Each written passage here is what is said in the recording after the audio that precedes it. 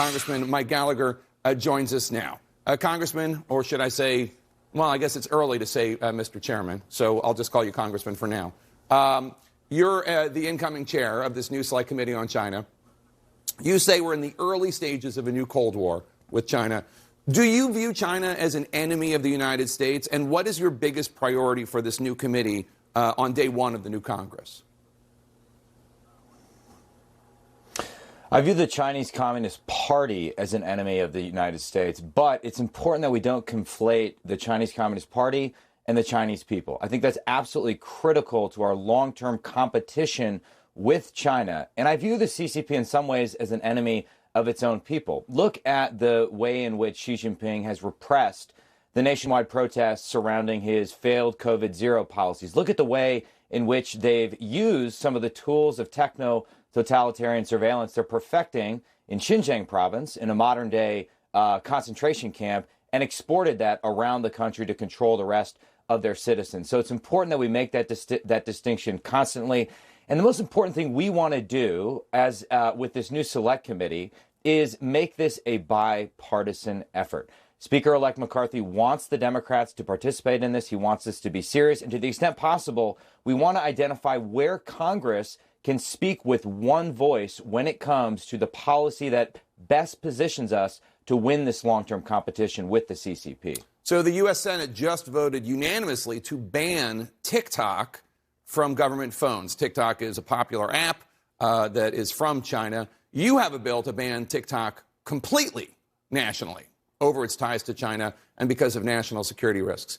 For the 100 million TikTok users in the U.S., including two-thirds of teenagers, including two teenagers I know very well, what information could the Chinese government be collecting about them, and should they delete that app? They should, and I recognize, particularly as a younger member of Congress, this will make me very unpopular with your teenagers and many others. But the fundamental problem is this, Jake. TikTok is owned by ByteDance, and ByteDance is effectively controlled by the Chinese Communist Party. The editor-in-chief of ByteDance, for example, is a CCP secretary and has talked about making sure all product lines, all business lines follow appropriate political control. So the question we have to ask is whether we want to give the CCP the ability to track our location, track what websites we visit, even when we're not using the TikTok app itself. And increasingly, since a large percentage of young Americans use TikTok to get their news, whether we want them to have the ability to selectively edit that news. It's as if in 1958, given that TikTok is on the cusp of becoming the most powerful media company in America, we would have allowed the KGB and Pravda to buy the New York Times, the Chicago Tribune, the Washington Post, all combined. I think this is a bad idea, and I'm proud to say that my bill is now bipartisan. I have a Democrat, Raj Krishnamurthy, who is joining me in introducing it. We've heard Senator Mark Warner voice concerns in the Senate. So my hope is that we make that bipartisan case. And now every member of the Senate is on record saying that TikTok is a national security concern and that it should be banned from government phones. So we're making the case, but we have a long way to go legislatively. So I had the top Republican commissioner from the Federal Communications Commission, Brendan Carr, on my show a few days ago, and I asked him about TikTok. He told me that American kids using TikTok are bombarded with addictive content, pushing self-harm, pushing eating disorders, while the Chinese version of the app in China is pushing educational material and a mandatory time limit, so Chinese kids can't be on that app too long. Do you think China's doing that purposefully, trying to use TikTok to harm American children?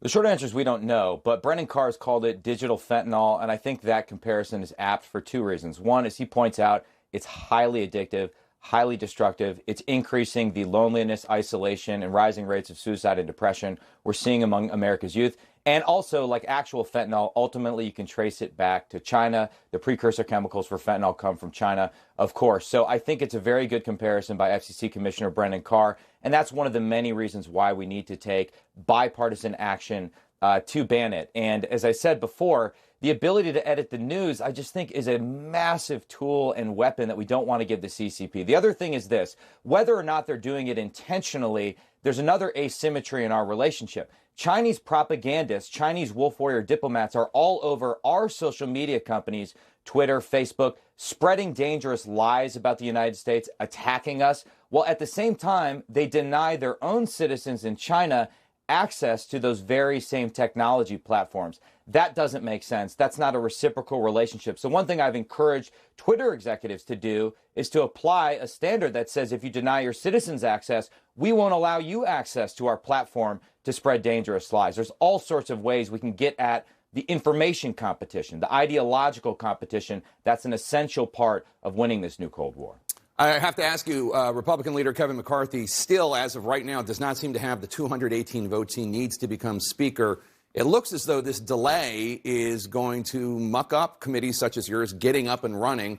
The Wall Street Journal editorial board, usually pretty friendly to Republicans, said, quote, too many House Republicans are too dim-witted to understand the uses of power and how to wield it. They'd rather rage against the machine to no useful effect, unquote.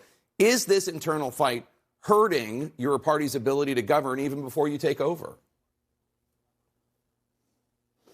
Well, I think we will get there, and I'm not budging off my support of Speaker McCarthy, but you're right to suggest that there's no time to waste here. We can't spend all of January just mired in this internal battle. We need to populate various committees. There's all sorts of work that needs to be done in terms of basic oversight of the executive branch, as well as articulating policies and finding areas where we can pass productive bipartisan legislation. So my hope is that we get past this. Kevin McCarthy has done a great job over the last month in terms of reaching out to his detractors and saying, okay, what rules changes do you want to see? How do we fix this institution? It's not going to be perfect. Obviously, we only have control of one chamber of government, but there's a lot of things we can do. So it might take multiple vote series, but I believe we are going to get there. And the fact that Speaker McCarthy wants to do things like create a select committee on China, wants to make it bipartisan, I think is a testament to his prioritization in leading this next Congress. All right. Soon-to-be Chairman Mike Gallagher from Wisconsin. Good to have you. Thank you so much for joining us today, and Merry Christmas.